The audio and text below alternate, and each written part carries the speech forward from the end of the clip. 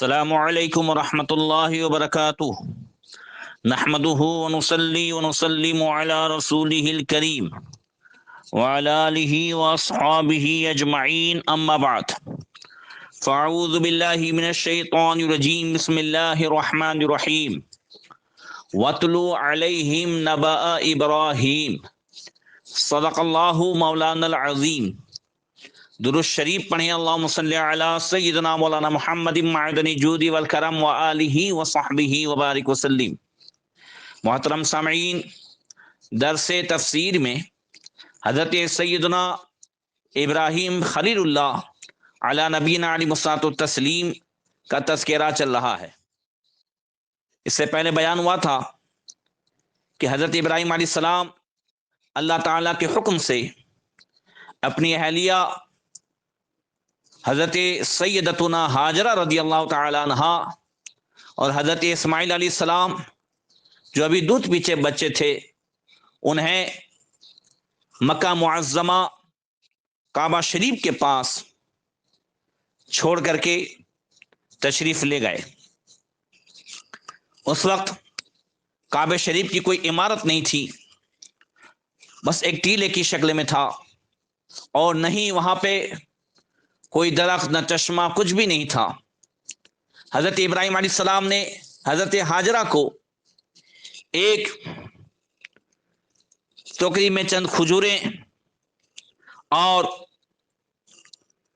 ایک مشکیزہ جس میں تھوڑا سا پانی تھا وہ عطا فرمایا۔ اب چند دنوں میں یہ کھجوریں اور پانی ختم ہو جانے کے بعد حضرت ہاجرہ رضی اللہ تعالی عنہا پر بھوک اور پیاس کا غلبہ ہوا، اور ان کے سینے میں دودھ بھی جو ہے سوکھ گیا۔ حضرت اسماعیل علیہ السلام بھوک اور پیاس سے تڑپنے لگے۔ حضرت ہاجرہ رضی اللہ تعالی عنہا نے پانی کی تلاش میں 7 چکر صفا و مروہ کی دونوں پہاڑیوں کے لگائے۔ کبھی وہ صفا کی طرف جاتی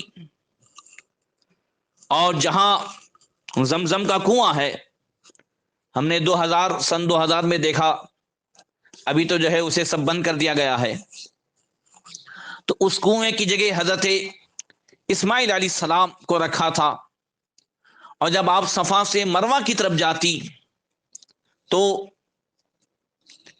بیچ میں ایک ایسا جو ہے راستہ آتا کہ جس میں حضرت اسماعیل علیہ السلام نظر سے اوجھل ہو جاتے، تو اتنا راستہ حضرت ہاجرہ دوڑ کر کے گزارتی، اور جیسے حضرت اسماعیل علیہ السلام پر نظر پڑتی تو پھر چلنے لگتی۔ اس طرح آپ نے 7 مرتبہ کیا، اور ہر مرتبہ آتے جاتے اتنی حصے میں آپ نے دوڑ لگائی، اور پھر ادھر اس پہاڑی پر، پھر اس پہاڑی پر ایسے چکر لگاتی۔ اللہ اکبر۔ چکر لگانے کی وجہ یہی تھی کہ پانی کا کوئی سراغ ملتا، مگر پانی کا دور دور تک کوئی پتہ نہیں تھا۔ ادھر حضرت اسماعیل علیہ السلام پیاس کی شدت سے ایڑیاں رگڑ رہے تھے، یہاں تک کہ حضرت جبرائیل علیہ السلام کے پر مارنے سے، یا ایک روایت میں کہ حضرت اسماعیل علیہ السلام ہی کے قدم مبارک سے اس خشک زمین میں ایک چشمہ یعنی زمزم نمودار ہوا۔ اللہ اکبر۔ یہاں پر چند باتیں کر دوں۔ حضرت ہاجرہ رضی اللہ تعالی عنہا یہ دوڑ لگا رہی ہیں، جہاں جہاں دوڑ لگا رہی ہیں وہاں آج بھی دوڑنا یہ عبادت۔ صفا و مروہ کا چکر لگا رہی ہے، آج بھی عمرہ اور حج میں اسے واجب قرار دیا گیا۔ اس کے بغیر عمرہ اور حج مکمل نہ ہو۔ اندازہ لگائیں اللہ تعالیٰ کو اپنے بندوں کی ادائیں کتنی پسند ہے، اور یہ کہ اللہ تعالیٰ بندوں کو آزماتا ہے، اور جب وہ آزمائش میں پورے ہو جائیں تو اللہ تبارک و تعالیٰ ان کی یاد کو عبادت بنا دیتا ہے۔ اس سے پتہ چلا کہ اسلام میں یادیں مٹائی نہیں جاتی ہیں۔ اگر آج کے سعودیوں کو آج کے ان جو ہے 2 نمبر کے یہودیوں کو اگر یہ بات سمجھ میں آ جاتی، جس کی بنیاد پر یہ کما کما کے کھا رہے ہیں اور عیاشی کر رہے ہیں اور یہودیوں کے پٹھو بنے ہوئے ہیں کہ اسلام میں یادیں یہ منائی جاتی ہے، اسی وجہ سے تو ان یادوں کی برکت سے آج وہ ہرے بھرے ہیں، مگر پھر بھی انہوں نے جنت البقیع میں، جنت المعلا میں اور ایسے ہی جو ہے یادیں صحابہ کرام، اللہ کے رسول صلی اللہ تعالی علیہ وسلم، ان تمام سے جو منسوب تھی ان کو مٹا دیا۔ یاد رکھیں، وَذَكِّرْهُمْ بِأَيَّامِ اللَّهِ، اللہ فرماتا ہے اللہ کے دینوں کو یاد کرو۔ ارے اللہ تو دین سے پاک ہے، اللہ وقت سے پاک ہے، ٹائم سے پاک ہے، زمانے سے پاک ہے، تو پھر یہاں کیا مراد ہے؟ ارے جس چیز کی نسبت اللہ والے سے ہو جائے وہی ایام اللہ میں شامل ہے۔ بہرکیف مجھے کہنا یہ ہے کہ حج، عمرہ، وہاں جا کر ہمارے معمولات اہل سنت جو ہیں اس کے تعلق سے ہمارا ایمان اور ہمارا عقیدہ اور ہماری عقیدت اور مضبوط ہوتی ہے۔ کچھ لوگ وہاں جا کر ان کے بہاؤ میں بہہ جاتے ہیں، اور کچھ وہاں پہ جو اردو اسپیکرز ہیں ان کی تقریریں سن سن کر معاذ اللہ رب العالمین ایمان برباد کر دیتے ہیں، یا اپنے معمولات اہل سنت سے ہٹ جاتے ہیں، گمراہیت کے دروازے پر آ جاتے ہیں۔ یاد رکھیں، اگر وہاں پر ہم قرآن اور احادیث کی روشنی میں، جیسا کہ آگے بھی آئے گا، اگر ہم نظر کھلی رکھیں تو پتہ چلے گا کہ جو اہل سنت کے معمولات ہیں اور جو عقائد اہل سنت ہیں وہ سب قرآن و احادیث کی روشنی میں اللہ رسول کے فرمان کے مطابق ہے، اس میں کوئی بدعتیں نہیں ہے۔ آج نئی نئی بدعتیں ان سعودیوں نے جو ہے جاری کر رکھی اور انہیں کوئی بولنے والا نہیں ہے۔ آج جس طریقے سے انہوں نے حج بند کر دیا، یعنی اسے کم کر دیا اور سب کچھ، یہ سب جو ہے یہودی روش پہ چل رہے ہیں، جو وہاں سے گائیڈ لائن ملتی ہے اسی پہ چل رہے ہیں۔ یاد رکھیے، اگر انہوں نے صحابہ، اہل بیت، انبیاء کرام، ان سب سے اپنی عقیدتیں وابستہ رکھی ہوتی تو آج ان کا ایمان اتنا کمزور نہ ہوتا۔ اللہ اکبر۔ دیکھیں، حضرت سیدتنا ہاجرہ پانی کی تلاش میں دوڑ رہی ہیں، اس کو قیامت تک عبادت بنا دیا گیا، اس لیے کہ اسلام میں یادیں مٹائی نہیں جاتی ہے، منائی جاتی ہے۔ اللہ اکبر۔ اور حضرت اسماعیل علیہ السلام کے مبارک قدموں کی برکت سے جو زمزم کا چشمہ نمودار ہوا، حضرت نبی کریم صلی اللہ علیہ وسلم نے ارشاد فرمایا، جب چشمہ نمودار ہوا تو حضرت ہاجرہ رضی اللہ تعالی عنہ یہ جلدی جلدی جو ہے وہ اس پانی کو سمیٹنے لگی، وہ ارد گرد کی مٹی کو کر کے، یا ماؤ زمزم، یا ماؤ زمزم، اے پانی رک جا رک جا، اور وہیں پہ نہ ختم ہونے والا وہ چشمہ ہو گیا۔ آقا کریم صلی اللہ علیہ وسلم نے ارشاد فرمایا، بخاری شریف کی حدیث ہے کہ یرحم اللہ ام اسماعیل لولا انہا عجلت لکان زمزم عینا معینا، اللہ تعالیٰ اسماعیل علیہ السلام کی ماں حضرت ہاجرہ پر رحم فرمائے، اگر وہ جلدی نہ کرتی تو زمزم ایک بہنے والا دریا ہو جاتا۔ زمزم، اللہ اکبر۔ اللہ کے رسول صلی اللہ علیہ وسلم نے ارشاد فرمایا، ماؤ زمزم لما شرب لہ، کہ زمزم کا پانی جو ہے وہ جس نیت سے پیا جائے اس میں وہ چیز و برکت آ جاتی ہے۔ زمزم کا پانی پیاس بھی بجھاتا ہے، بھوک بھی مٹاتا ہے، اور جس نیت سے پیا جائے اللہ تعالیٰ جو ہے وہ نیتیں پوری فرماتا ہے. بہت سارے محدثین نے زمزم شریف پینے کے وقت نیت کی اللہ ہمیں اتنی حدیثیں یاد ہو جائیں، انہیں یاد ہو گئی. انہوں نے احادیث کی بے مثال خدمتیں کی.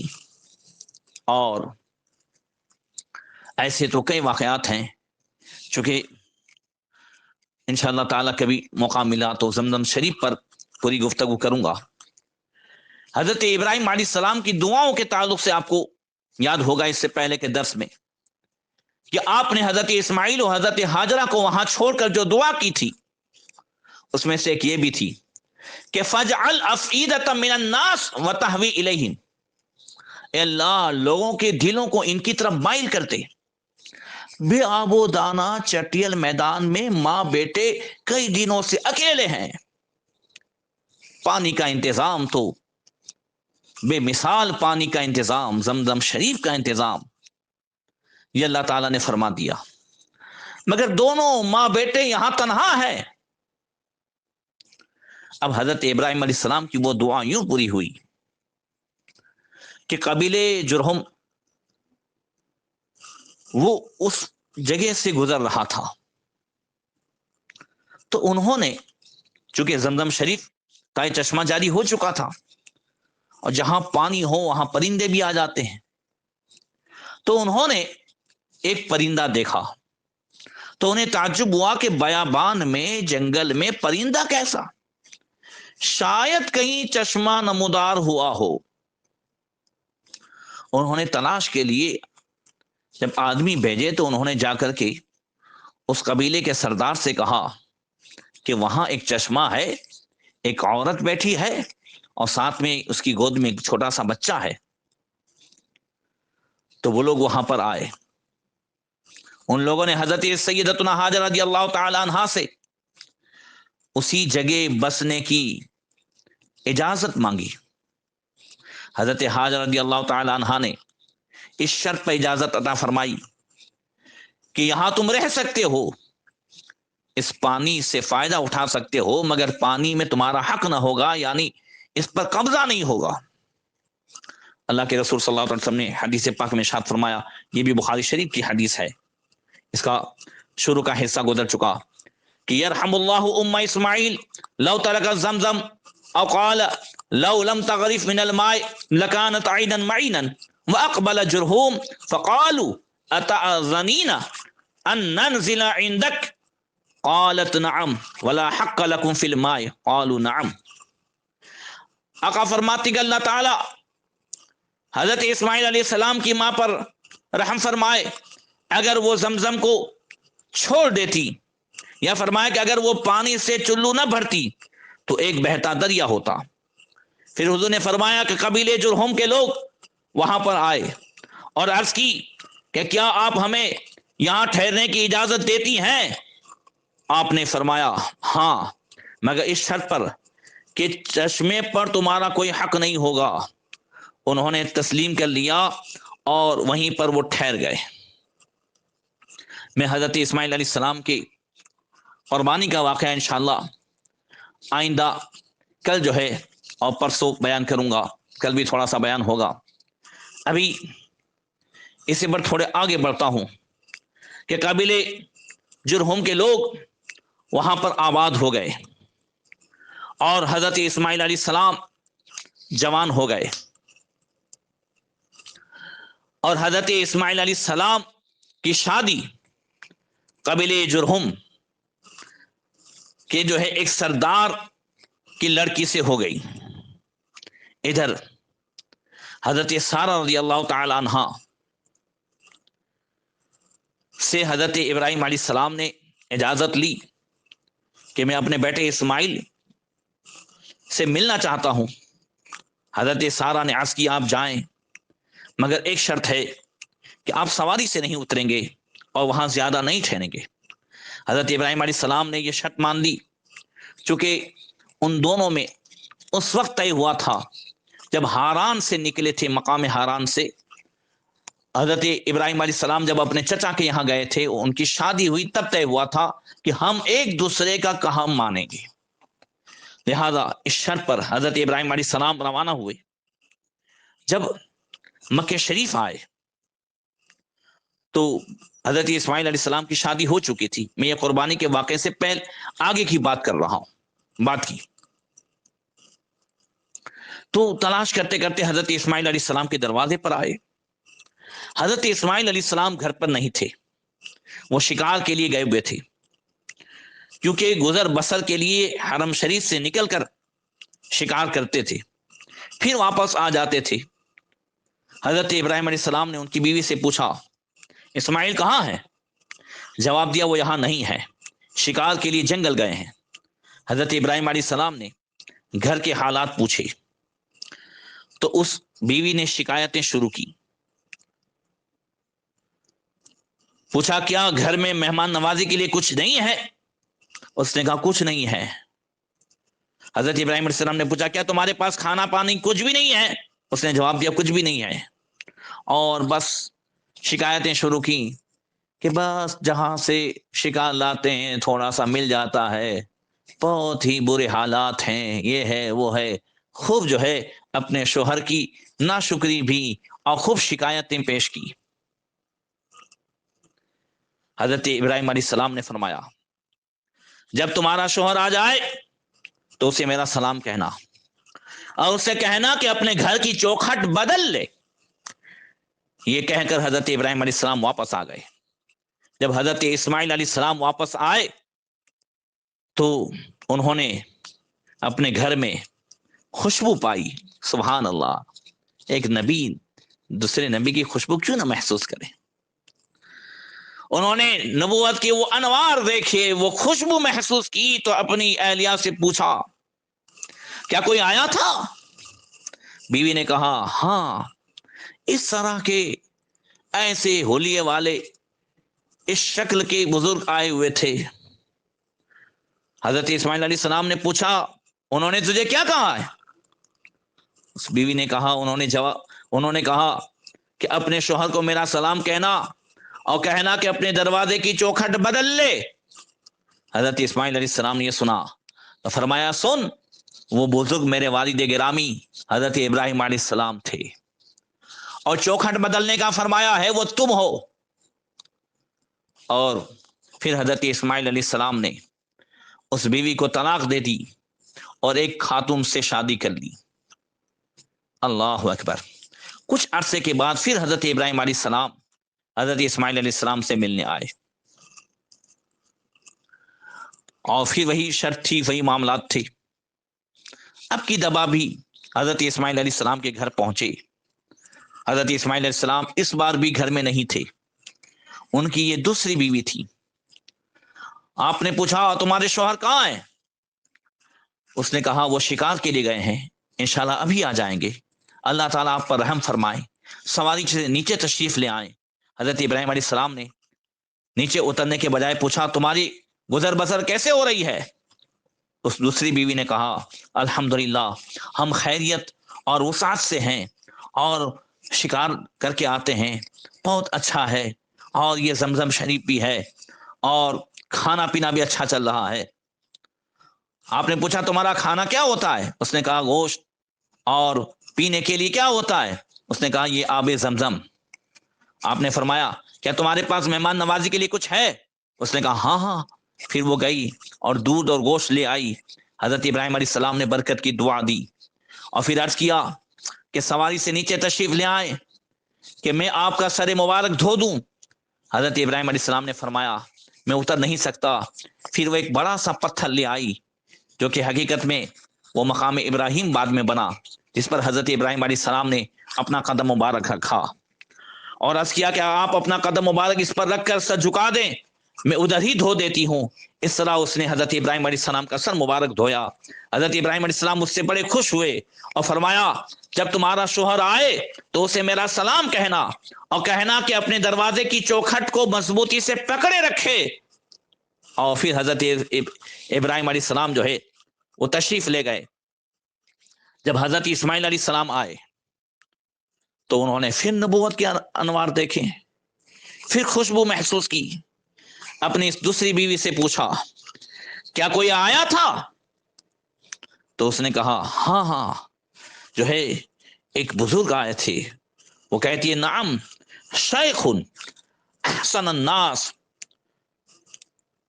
شبہا واطیبہم ریحا، جی ہاں ایک بزرگ آئے تھے خوبصورت چہرے والے، بہترین خوشبو والے تھے، ہاں اور انہوں نے آپ کو سلام کہا ہے، اور یہ بھی فرمایا ہے حضرت ابراہیم علیہ السلام نے جاتے جاتے کہا تھا اپنے شوہر کو سلام کہنا اور کہنا کہ دروازے کی چوکھٹ کو مضبوطی سے پکڑے رکھو۔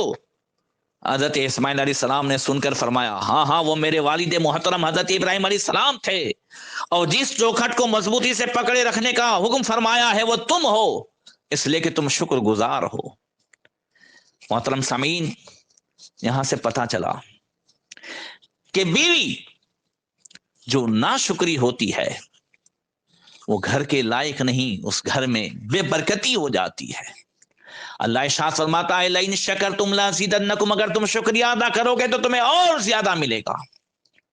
آج اگر چونکہ میں اس موضوع پر گفتگو کر چکا ہوں مگر صرف پوائنٹ کی بات بتاتا ہوں کہ جو مائیں بہنیں آج رونا روتی ہے بے برکتی کا یا اس کے علاوہ بہت ساری شکایتیں کرتی رہتی ہیں، اگر وہ چاہتی ہیں کہ اس کے گھر میں برکت ہو تو اس کی ایک وجہ یہ ہے کہ وہ زیادہ سے زیادہ اللہ کا شکر ادا کرے، اور اپنے شوہر کی یا گھر میں اگر کچھ نہیں ہے تو اس کی شکایتیں نہ کریں تو اللہ تعالیٰ اس گھر میں برکتیں عطا فرمائے گا، رحمتوں کا نزول عطا فرمائے گا، اور اللہ تبارک و تعالیٰ اس میں وسعت کے ساتھ روزی عطا فرمائے گا۔ اللہ اکبر۔ یہ ناشکری، یہ بے صبری جو ہے گھر سے برکت کو ختم کر دیتی ہے۔ آج یہی معاملات ہیں کہ چھوٹی چھوٹی باتوں میں شکایتیں کرنا، اور اسی طریقے سے مسلسل جو ہے وہ بے برکتی کے لوگ شکار ہوتے رہتے ہیں۔ انشاءاللہ تعالی کبھی اس پر گفتگو ہوگی، چونکہ ٹائم زیادہ ہو رہا ہے اور مجھے واقعات بھی پورے کرنے ہیں، تھوڑا سا اور آگے بڑھوں۔ حضرت ابراہیم علیہ السلام جو اس بیچ میں ایک مرتبہ جب آئے تھے، جب حضرت اسماعیل علیہ السلام کی عمر جو ہے وہ تقریباً 13 سال کی تھی یا قربانی سے پہلے، اللہ اکبر، خانہ کعبہ کی جو تعمیر ہوئی اس وقت جو حضرت ابراہیم علیہ السلام تشریف لائے اور خدا کے حکم سے آپ نے حضرت اسماعیل علیہ السلام کو لے کر کعبہ شریف کی تعمیر کی، تو کعبے کی تعمیر کے تعلق سے میں بتا دوں، پھر انشاءاللہ تبارک و تعالی آئندہ کل بھی بیان ہوگا۔ سب سے پہلے جو کعبہ تعمیر ہوا وہ اس وقت جب حضرت آدم علیہ السلام جب جنت سے زمین پر تشریف لائے تھے تو بارگاہ خداوندی میں عرض کی، یا اللہ میں یہاں نہ تو فرشتوں کی تسبیح اور تکبیر سنتا ہوں اور نہ کوئی عبادت گاہ دیکھتا ہوں، جیسا کہ آسمان میں بیت المعمور دیکھتا تھا جس کے ارد گرد فرشتے طواف کرتے تھے۔ ساتوں آسمان کے اوپر جہاں آج خانہ کعبہ ہے نا، اسی کے برابر سمت اوپر ساتوں آسمان میں جو ہے وہ بیت المعمور ہے جو فرشتوں کا قبلہ ہے۔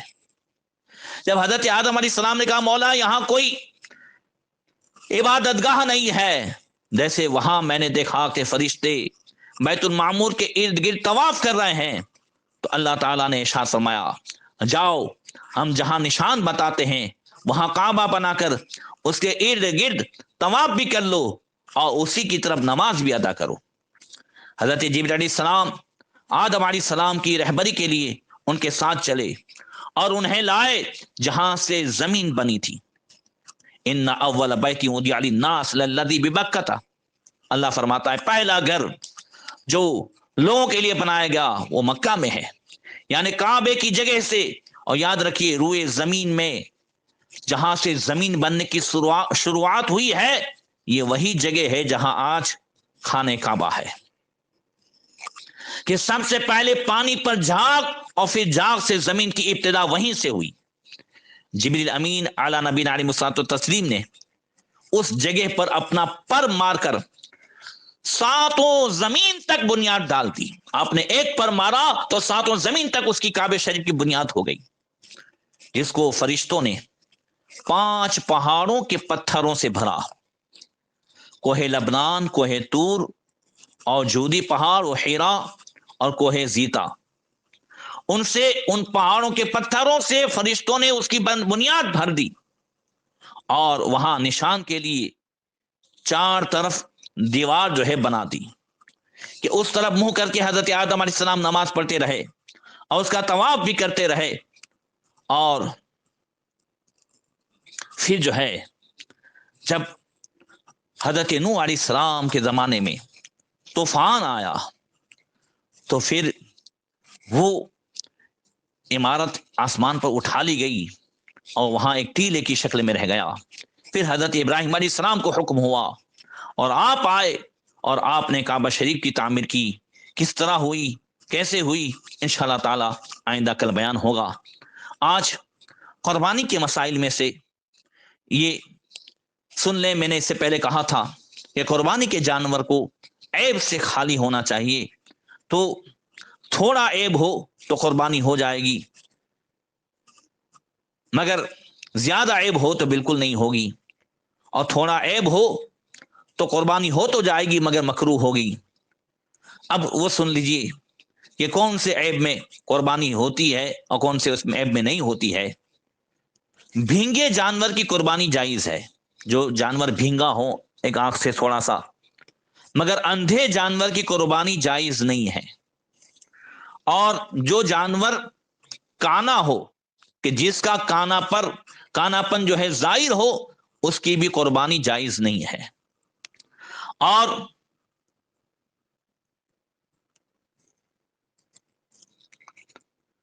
اتنا بیمار کہ جس کی بیماری ظاہر ہو، اس کی بھی قربانی جائز نہیں ہے. اسی طریقے سے کہ جس کے کان کٹے ہوں، تو کان اگر جو ہے، یا اسی طریقے سے اس کی دم کٹی ہو، تو کان اور دم جو ہے وہ 33% سے کم کٹے ہوں تو قربانی جائز ہے. اور 33% یا اس سے زیادہ 33% یا اس سے زیادہ کٹے ہوں، کچھ کان جو ہے زیادہ کاٹ لیے جاتے ہیں.